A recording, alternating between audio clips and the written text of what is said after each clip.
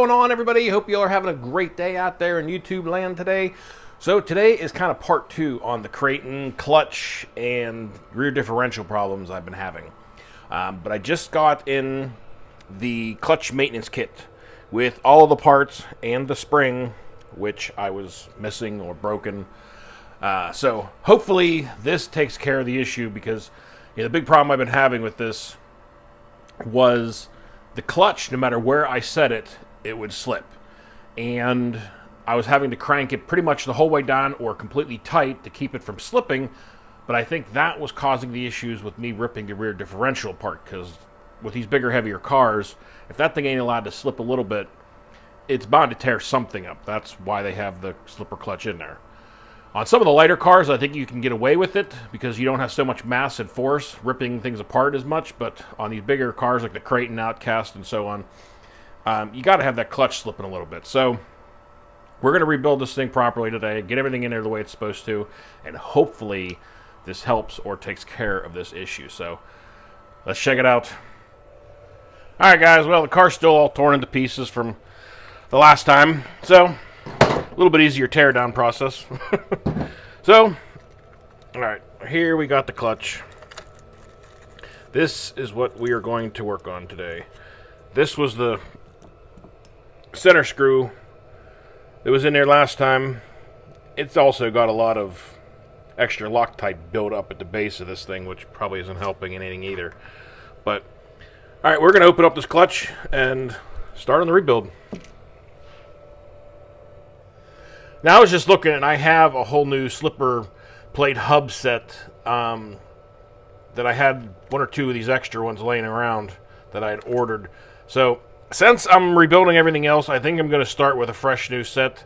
Even though these are probably fine, I'll keep them around as extras, but I'm going to start with new on everything. So, we're going to get these on there too. Alright, guys, we got all the pieces laid out here. So, the way that this is supposed to go back together is you have a flat washer on both sides. That goes on the screw first. The flat side goes towards the end of the screw. Because if you look at these, I don't know if you can really tell on camera, but there's a little tiny, like it's dished in on either side. And that is for the little bearing, little roller bearing, to be able to ride on either side of that. Then the roller bearing goes, and then the other little dished-in washer goes towards the bearing. So that basically those washers are kind of, going around that bearing. It all seems to run pretty smooth. And now, the most important part, the spring that I did not have. So, that's what it should look like. Making sure that the bearing part is in the center, and both flat sides of the washers are on either facing out on either end of the screw, so that the cupped side is facing in towards the bearing. So that is on that. Now, they sent me this along with it, a threaded little insert. I am guessing, since they don't show this on the normal parts breakdown, that this is for if you were to strip out your slipper hub, so that you could just rebuild it and put this, inside here, because it slides right down inside. So I'm guessing that's just new threads if you were to strip this thing out, because I don't see any reason to put it in there since this already has threads in there. Hopefully I'm right. I can't find any information really on that, but they don't show it on the parts breakdown, so I'm not going to use it. I'm just going to keep it in case I strip mine out at some point. So we're going to start putting this together now. So the next piece we got is a slipper plate. We're going to throw on the clutch side here. And then the metal, not really sure what that part's called, but it's got the notches. So you can put down one slipper plate, and this is on the deep side of the clutch. You'll notice that one side's deeper and one side's shallower, because this side only gets 2 plates, where the deeper side gets a plate like so, this metal plate, and then another slipper plate. And then this side gets the short shafted side of the clutch. And you'll feel it kind of will lock down into that little metal washer that's down in there, because there's a notch on the clutch and on this metal washer. So that'll lock down onto there. Then we can drop a couple slipper plates onto here, and then this will go on there like that. Now we're going to do the screw, but I think I'm going to put some Loctite on it still, because I don't want this thing coming up, but I'm not going to use the red stuff, I don't think. I'm going to use the blue. So here we got some blue Loctite and the red Loctite. And the only way you can tell the difference is because obviously this one has a slight little blue label and this one has the red label. But we're going to put a dab of blue Loctite on this thing, on the threads there. And hope for the best on this, because I'm getting really tired of messing around with this clutch and differential thing. Got that down in there now.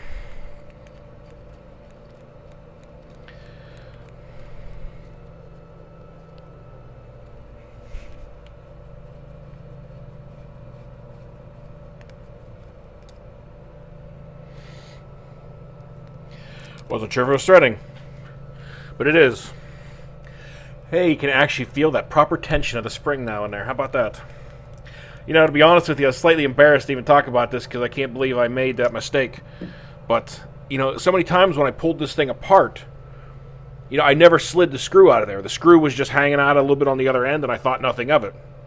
And it seemed to spin okay. And until that day I finally tore this thing apart and pulled everything out of there, that I noticed, I'm like, wait a minute, where's the spring? So, alright, so we got it all together. I went down all the way tight. That is all the way tight. And I went out about a quarter of a turn. I'm going to grab the jive shaft and kind of feel how stiff this thing is. So I'll bring you right back and check this thing out. Alright guys, so got the drive shaft here. I just want to feel, you know, how stiff and how hard this thing is to turn actually. You know, it feels pretty decent. You know, I can grab a hold of this and with a decent amount of force, but I can still get it to spin. So I think I'm going to go with that. It should be enough to be able to keep those wheels, you know, locked down. But if it comes to a quick sudden stop, it should allow that to slip a little bit. So I'm going to let the Loctite dry up on this thing for a little bit. And we'll give this thing a little test and see what happens. Alright guys, we are going to get this thing in there and back together and give it its first test out. So these bearings I just changed out, like I think I said in the last video, just not long ago whenever I had rebuilt the rear diff.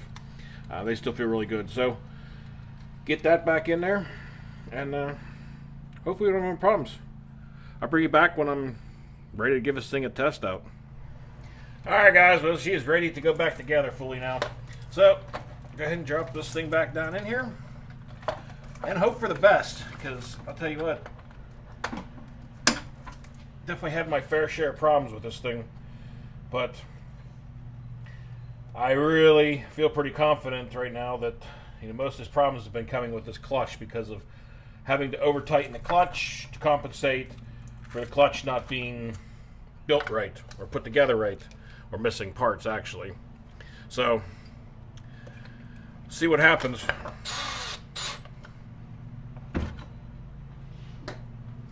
Get the drive shaft in there. Nope.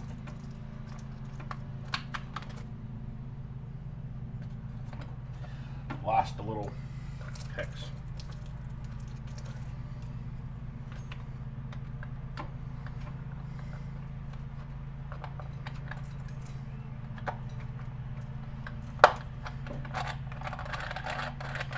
Feels good, sounds good.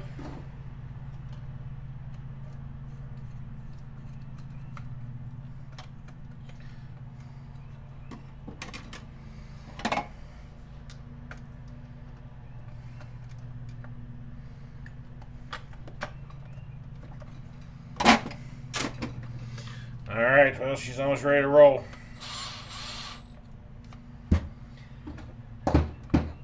Get a fresh battery in it.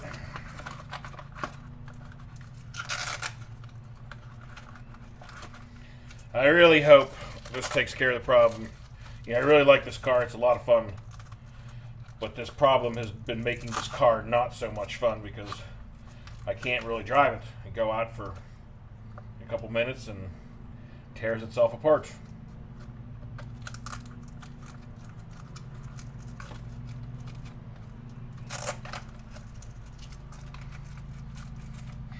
Alright guys, I'm going to grab the controller and we'll go outside.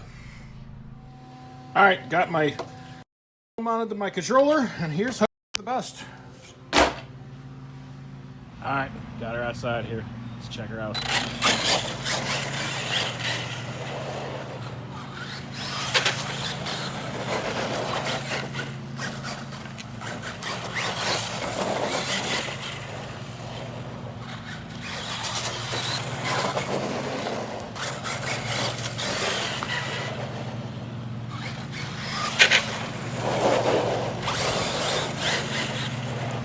Seems like the clipper is working a little bit. Oh, on a side note, I did, before I let that Loctite dry, I turned it out about another eighth of a turn, maybe a quarter. I just didn't like how stiff it was, so I did make it slightly easier to spin than what I had in the video. I just wanted to let you guys know that.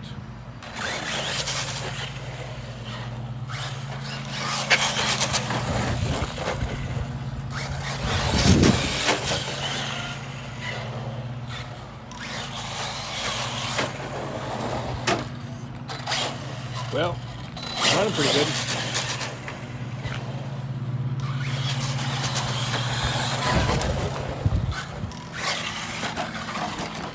Alright guys, well, the Kraton lives again. She seems to be running good, sounding good, and there goes my battery charger again. All the time with this thing. Anyway, car sounds pretty good, it's running good. It's got a nice punch off the bottom still, but I do hear that slipper clutch in there working, so hopefully it's happy now, but time will tell, I guess. And yeah, that's not the proper wing. That's off of something else, but it's the only wing I had at the moment. The one that was on here was busted so badly, it wasn't helping or protecting anything. So anyway, biggest advice I could give you guys is when you start running into problems, make sure you look at your manual and your parts breakdown and make sure what you actually have and you're working on, you have every little part that thing says you should have, because I should have torn this clutch apart a long time ago and made sure that everything was there, make sure that everything was good, everything was free. So that's the biggest advice I could give to anybody, and that's what I'm learning more and more. That little bearing, I didn't even know that was a little bearing that went between those two washers on that slipper clutch screw. They look like just a couple washers one time I looked at it. So every day learning something new, but hey, that's the fun of it, working on these things, learning the proper way to do stuff. So hopefully the Kraton lives a little longer than before. So hope you guys enjoyed the video. Hopefully it was helpful a little bit. So till next time, y'all, take care of each other out there. Be safe. Peace out, everybody.